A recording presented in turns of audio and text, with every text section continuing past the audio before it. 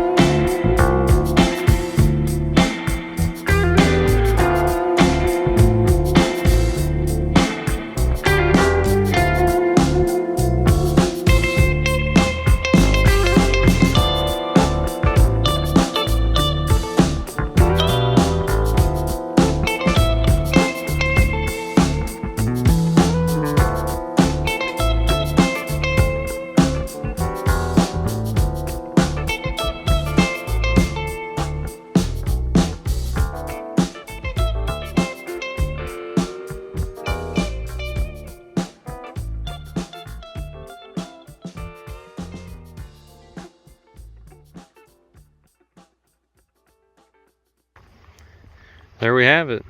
A driveway that I'm going to call graded for now anyway. It's paced in with this road gravel.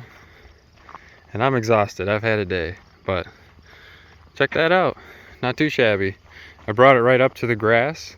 I was mostly just trying to fill in the hole that I dug.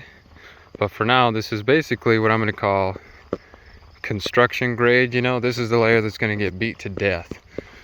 I would like to get the next layer of gravel on before the modular actually gets delivered, because I wouldn't want something that heavy coming in on road gravel, but that won't be till the spring, I believe. But for now, I'm going to consider this base layer of gravel done.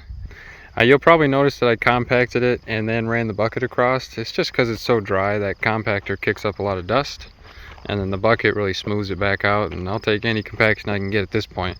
This stuff's way too dry to actually get decent compaction on, so I really just have to wait for nature to provide with some much needed rainfall, and then I'll let that soak in. And then once that's fully saturated, I'll bring a roller home and I'll hit it with a vibratory roller, and that'll really seal it in. But I'm gonna get the old girl back on the trailer, and I need to dump a load of rocks out of that dump truck first. I just remembered that. I was about to say peace out and end this video, but let me show you what I got in this baby. One little prize for anybody who managed to stay to the end. I'm gonna climb up on the side of that and show you what we got inside.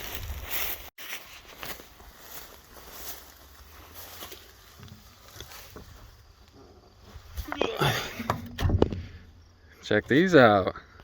Look at the size of that. Look at the size of that. Let me climb up a little higher without falling. It's tough to do this one-handed. Oh yeah. There's plenty more underneath all this gravel that I got with it, but you're gonna come to find out if you keep watching this channel just how much I like making rock walls. Video for another day. Anyway, thanks for checking in. We'll catch you later.